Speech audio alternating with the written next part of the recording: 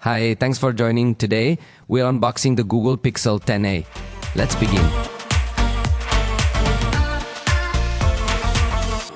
This device launched in Mexico at 11,999 pesos for the 128 GB version and 14,999 pesos for the 256 GB version. The reference prices in dollars were shown on screen.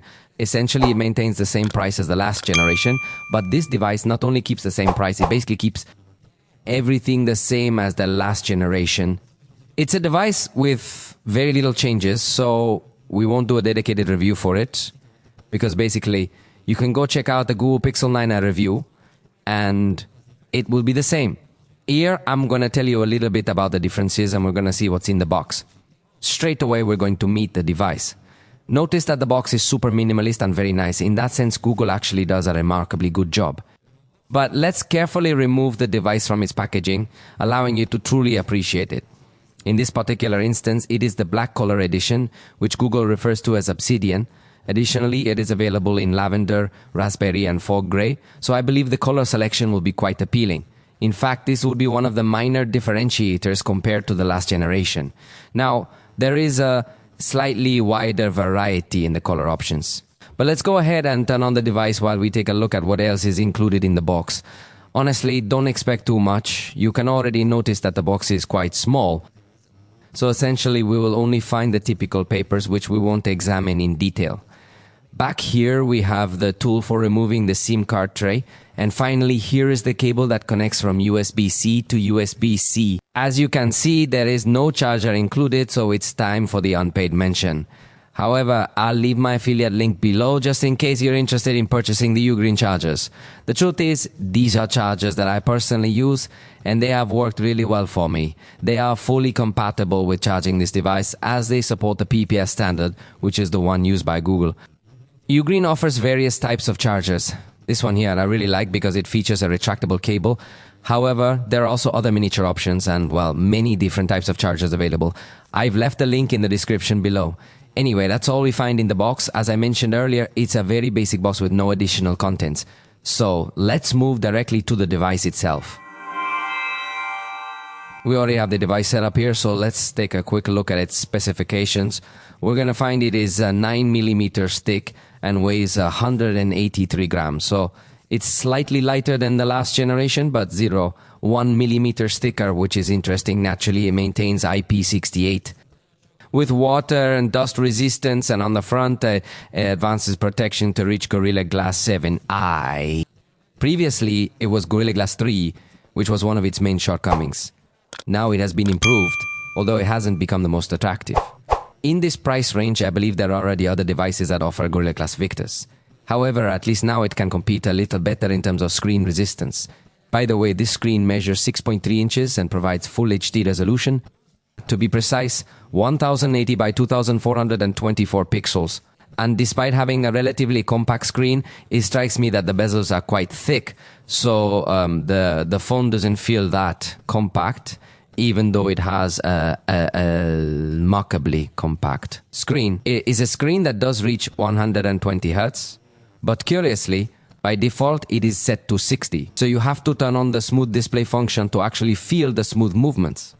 Perhaps it's turned off to save battery, but it's odd that the option is disabled by default. Still, it's pretty much the same as the last generation. The difference is in the brightness, which can now reach 2000 nits for HDR content and up to 3000 nits in bright sunlight with auto brightness on. So it's a minor upgrade, but overall it's better than the last generation. Here, screen will be a bit brighter. We have stereo sound with a speaker at the bottom and another near the earpiece for calls. However, like the previous generation, it's a basic mid-range speaker. Especially the secondary one lacks bass frequencies. The front camera is 13 megapixels with an f2.2 aperture and fixed focus as usual. In this case, you are viewing the preview before capturing the picture, which is excellent. I would say this is likely one of its greatest strengths, as the preview is displayed exceptionally well. Trust me, other devices tend to show the background all washed out in the preview. Clearly, once the picture is taken, it maintains this same high quality, which is quite impressive. Moreover, the screen is capable of supporting this HDR content that the cell phone captures, where these areas emit noticeably more brightness than the rest. The truth is that they provide excellent realism. On the back, we have two cameras. To begin with, we have the ultra wide angle camera with 13 megapixels and an aperture of f2.2, although with fixed focus. And then there's the 48 megapixel main camera with f1.7 aperture, optical stabilization, and of course autofocus. So no telephoto camera to be found here. The system is very basic, although I like that it is completely smooth. It does not protrude into the body, and that I think is a luxury that almost no device can afford today. So if you enjoy having smooth and stable devices that can be placed on a table without them moving or sliding around, then this particular option is one of the rare few that currently offers this feature. However, let's take another look at the results. Here, you're observing the ultra-wide camera, and to me, it appears to produce quite good results. In fact, Google is well known for its natural color processing and highly accurate color representation. I quite like it. Then you're looking at the main camera, which of course appears very detailed and of excellent quality. After that, you are observing the 2x zoom, which crops the sensor but still offers you good quality optics. Finally, you are viewing the 8x zoom photography, which is the maximum zoom that this device can support. It is not very extensive, yet it is honest for video recording. Notice what we are going to discover around here with K quality available for both cameras. That's a really great advantage because both the main and ultra-wide cameras can record in this high quality, and the front camera does too. So when it comes to video recording, you'll likely find one of its strongest features here. While competitors might offer you more cameras, they typically only provide K recording on the main camera. However, this device is better equipped in that regard. The battery capacity is 5100 mAh, the same as last generation, and supports 45 watts fast charging. According to the manufacturer, it can reach 50% in 30 minutes, which is what it typically seen as fast charging. So while it's not an ultra fast charge, it is accessible. Also note that it does support wireless charging, though it lacks magnetic absorption, meaning you need to align it manually. However, it can indeed receive charging from these kinds of chargers. By the way, another unpaid mention for you green chargers which perform well. It's important to mention it doesn't have reverse wireless charging, so keep that in mind. It naturally comes with Android 16 and offers 7 years of software updates, making it a strong point. Additionally, it includes all the Google features you might think of, like Gemini, and yes, that includes the Gemini Live version. Of course, it also has Circle to Search right here on the screen and directly within the Google Photos editor. Moreover, we are going to discover some fascinating functions, and in fact, several of them are available for download, so you won't need an internet connection at all times. For instance, here we can navigate to actions, where you'll find the magic eraser, the perfect shot option, blur, and in essence, various AI editing functions are seamlessly integrated with Google Photos. However, pay close attention because this new generation introduces a remarkable feature, which is the SOS function via satellite. This option was notably absent in the Google Pixel 9.